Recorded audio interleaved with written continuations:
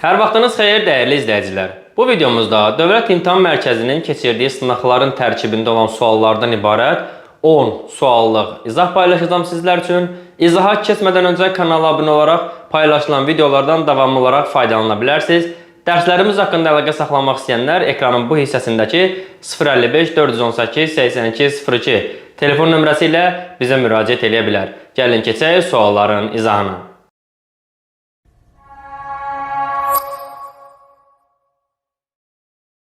Birinci sualımıza baxırıq. Deyir, nümunə ilə bağlı doğru fikirləri müəyyən edin.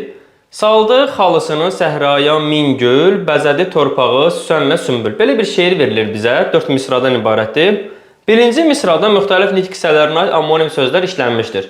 Birinci misraya baxıram. Saldı xalısını, baxın, sal ifadəsi, biri sal, qaya mənasında, bir də salmaq feil mənasında müxtəlif nitq hissələrdir. Daha sonra min gül, min burada say ola bilər, eyni zamanda minmək feil ola bilər. Gül isim ola bilər, gülmək feil ola bilər, yəni müxtəlif nitq hissələrinə aid amonim sözlər işlənib, bu doğru fikirdir. İkinci misrada amonimliyi olan köməkçi nitq hissəsi işlənib. Bəzədi torpağı süsənlə sümbül, süsən və sümbül. Buradakı lə və bağlayıcıdır, ilə qoşması ilə amonimdir, demək bu da doğru fikirdir. Gülər sözü sifət və feil kimi işlənən amonimdir. Amonim ola bilməz. Çünki gülər sözünün feil kimi işləndiyi məqamda nə edər sualına cavab verər və burada başlanğıc forma gül olar. Amma gülər sifətində başlanğıc forma gülərdir. Ona görə başlanğıc formaları fərqlənir və bunlar amonim götürülə bilməz. Üz sözü amonimlik xüsusiyyətinə malikdir. Bəli, üz sözü, biri var insanın üzü, biri var üzmək feili. Bu doğru fikirdir. Bütün nitq hissələrinin həm leksik, həm də qrammatik mənası var. Bu yanlışdır. Məsələn, burada işlənən lalə bağlayıcısının leksik mənası yoxdur. Çünki leksik məna yalnız əsas nitq hissələrində olur. Deməli, bu yanlışdır. Qarşısında üstəgəl qoyduğum 1, 2, 4 düzgün cavabımız olacaq. Y variantı. Davam edirik növbəti sualımızdan. Deyir ki, əgər şairsənsə, gəl eyləyək bəhs. Cümləsi haqqında fikirlərdən biri səhvdir. Səhv fikir axtarıq. Tərkibində hər iki cümlədə köməkçi nitq hissəsi işlənmişdir. Əgər burada bağlayıcıdır, gəl eyləyək bəhs. Gəl eyləyək. Gəl burada əmr ədatıdır. Deməli var. Doğru fikirdir. A bəndi. Baş, sonra budaq sxeminə uyğundur. Əgər şairsənsə, sağ səhv birinci tərəfdə gəlibsə, birinci budaq cümlədir, baş cümlə deyil. Bu yanlışdır. Baş cümlə feili xəbərlidir. Baş cümlə ikinci tərəfdir. Bəhs eyləmək. Bəli, feili xəbər. Doğru fikirdir. Tərkibindəki cümlələr müəyyən şəxsi sadə cümlələrdir. Əgər şairsənsə, sən şairsənsə müəyyən şəxslidir. Gəl eləyək bəhs. Kim eyləsin? Biz bəhs eləyək. Deməli, müəyyən şəxslidir və iki ayrı sadə cümlənin birləşməsidir. Doğrudur bu. Budaq cümlə baş cümləyə müxtəlif vasitələrlə bağlanır. Bəli, bu vasitələr nədir? Sasə və əgər bağlayıcı, həm bağlayıcı var, həm sasə var. Deməli, müxtəlif vasitələr demək olar. Bizə səhv fikri istəyirsə, cavab B variantıdır.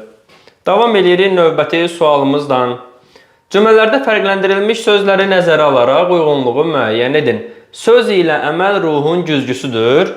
Burada söz və əməl deyə bilirəm və bağlayıcıdır. Fırça ilə çəkilən tablo hamını valeh etdi. Burada isə ilə qoşmadır. Birində bağlayıcı, digərində qoşmadır. Cümlə üzvləri arasında əlaqə yaradır. Baxın, əlaqə yaratmaq ümumilikdə bağlayıcıya məxsusdur. Bağlayıcı sözləri, cümlələri bir-biri ilə bağlaya bilir. Amma burada bağlayıcı nədir? İlə bağlayıcısı və söz və əməl ruhun güzgüsüdür. Nə? Söz, nə? Əməl. Burada ilə bağlayıcısı iki dənə mübtəda arasında, yəni cümlə üzvləri arasında əlaqə yaradıbmı? Bəli. Biri götürürəm A-ya uyğun. Daha doğrusu burada sıralanmadır. Yazıram 1A. Leksik mənası olmasa da sözə qoşularaq məna çaları yaradır. Bax, qoşularaq deyirsə, söhbət qoşmadan gedir. Deməli, qoşma 2-dədir. 2B. Bağlayıcıdır 1C. Söz birləşməsinin tərkibində işlənib. Fırça ilə çəkilən tablo hamını valeh etdi. Nə tablo? Hansı tablo? Fırça ilə çəkilən. Bəli, an ən feili sifət tərkibinin daxilində işlənmiş qoşma var burada. Deməli, D bəndi uyğundur 2-yə. Fikrin təsirli ifadə olunmasına kömək etmişdir. Təsirli ifadə ədatlarla bağlıdır. Burada bir qoşma var, bir bağlayıcı var. Ona görə heç birinə aid deyil Y variantı. Deməli, 1AC, 2BD olacaq. Doğru cavabımız D variantı. Davam edirik növbəti sualımızdan. Vüqar oxudu cümləsinin tərkibində vergül işarəsi əlavə olunsa dəyişər. Nə dəyişər? Gəlin vergül qoyaq. Vüqar. Vergül olsa nə olar? Əvvəla təhlil edirəm. Nə etdi, oxudu, kim? Vüqar. Əgər mən burada vüqardan sonra vergül qoysam, vüqar olacaq xitab. Vüqar oxudu, kimsə oxuyub. Yəni, o oxudu mənasında burada bir dənə xəbər olar. Yəni, vergülü qoyanda nə dəyişdi? Müstəqil bir cümlə üzvü keçdi oldu xitab. Cümlənin quruluşu dəyişmədi. Vüqar oxudu da sadədir. Vüqar oxudu. Bu cümlə də sadədir. Deməli, bu dəyişməz. Cümlə üzvlərinin sayı. Yuxarıdakı cümlədə bir mübtəda bir xəbər var. Bu hissədə isə sadəcə xəbər var. Yəni, bir cümlə üzvü oldu. Deməli, say dəyişdi. Cümlənin sintaktik təhlil sxemi. Yuxarıda bir mübtəda bir xəbər var. Burada ancaq xəbər var. Deməli, təhlil sxemi dəyişdi. Nitq hissələrinin sayı, say dəyişmir. Burada vüqar xitab olsa belə, yenə nitq hissəsinə görə isimdir. Oxuyur feildir, vüqar isimdir, heç nə dəyişmir. Ona görə bu səhvdir. Məqsəd və intonasiyaya görə cümlənin növü, yəni oxudu hər ikisində zaman şəkilçisidir, nəqli cümlədir. Burada heç bir məna dəyişmir. Deməli, 2 və 3 doğru cavabımız olacaq. C variantı. 6. Verilmiş sözlərdən hansında 2 hissəci işlənib? Getdisə sözünün kökü getmək, di, burada kökə artırılan d olur zaman, ondan sonra gələn sasə isə olur isə hissəci. Burada bir dənə isə var. Yəni, qrammatik şəkilçisidən sonra gələn sasə isə olacaq. Qaçacaqsa, qaçmaq sözün kökü, acaq oldu zaman. Zamandan sonra gələn sasə nə olacaq? İsə. Gəlirmişsə, gəlmək kökdür. Kökə artırılan ir, indiki zaman şəkilçisidir. Zamandan sonra gələn mişlənsə, hər ikisi hissəcikdir. Gəlir, imiş, isə. Baxırsa, baxmaq kökdür.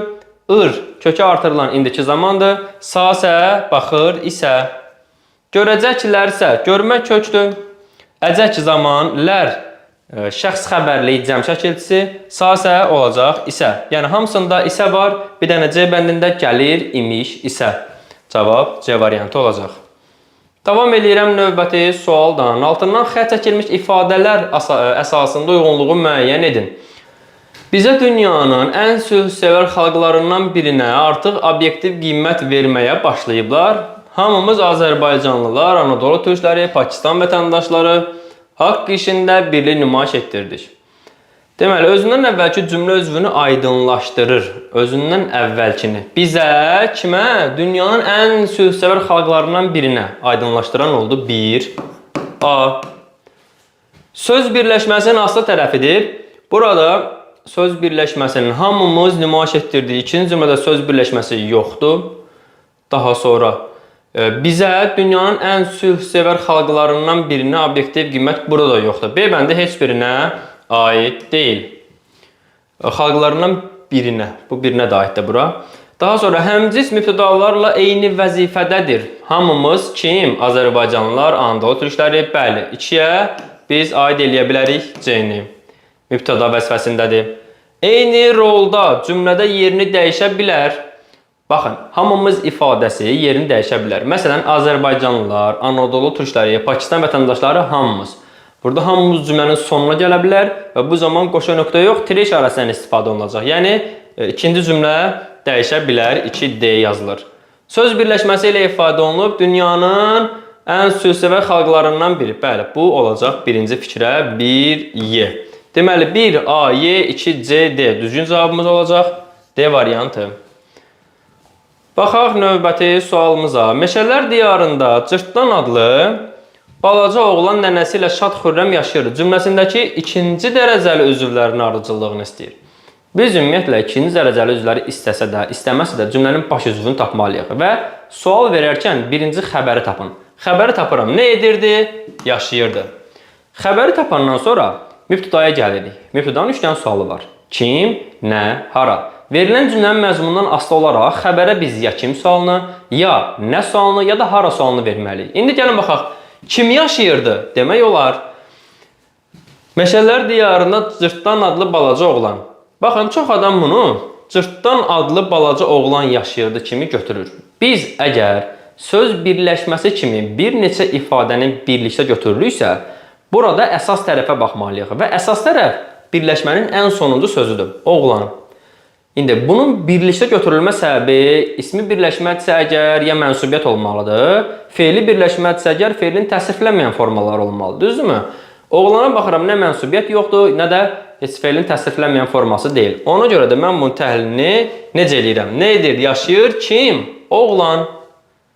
Hansı oğlan? Balaca oğlan.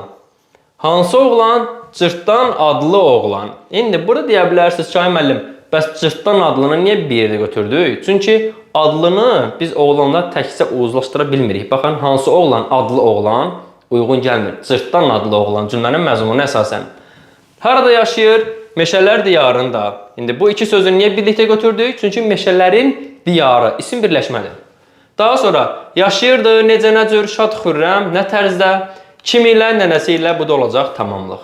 Yəni buradakı baş üzvlər mübtəda və xəbəri çıxıram. Çünki şərt məndən ikinci dərəcəli üzvlərin ardıcıllığını istəyir. Ardıcıllıq olacaq zərflik, təyin, tamamlıq, zərflik. Zərflik, təyin, tamamlıq, zərflik cavab D variantı.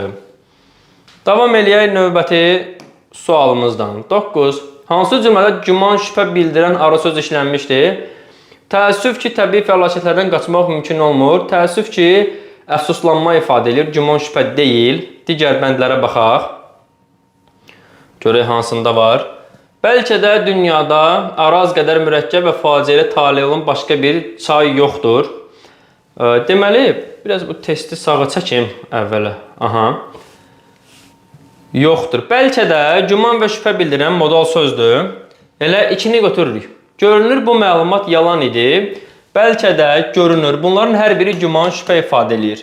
Məncə onlar vətən haqqında nəğmələrini elə həmin anlarda oxuyurlar. Məncə fikrin mənbəyini bildirir. Güman, şübhə bildirmir. Rövşən olsun ki, gedə bilməyəcək, olsun ki də yenə güman, şübhə bildirir. 5-i götürəcəm. Deməli, 2, 3, 5 cavabımız elə olacaq A variantında. Davam edirik birbaşa 10-cu sualımızdan. Sözlərin mənasını nəzərə alaraq ardıcıllığı müəyyən edin. Legal, məcra, imtiyaz, yumaq. Legal sözü qanuni deməkdir. Yəni, qanunla icazə verilən. Ardıcılığı istəyirsə biz 4 ilə başlayırıq. Məcra sözü suyun axdığı yol deməkdir. 2 ilə davam edirik. İmtiyaz üstünlük, güzəşt deməkdir. 1 yazırıq və yumaq yumru şəkələ sarılmış ip. Bəli, sonra 3 yazırıq. 4, 2, 1, 3 cavabımız oldu. A variantı.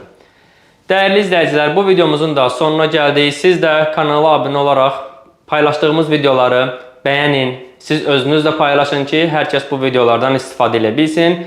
Bir dəqiqənizi ayıracaq, yəni mütləq kanala abunə olun.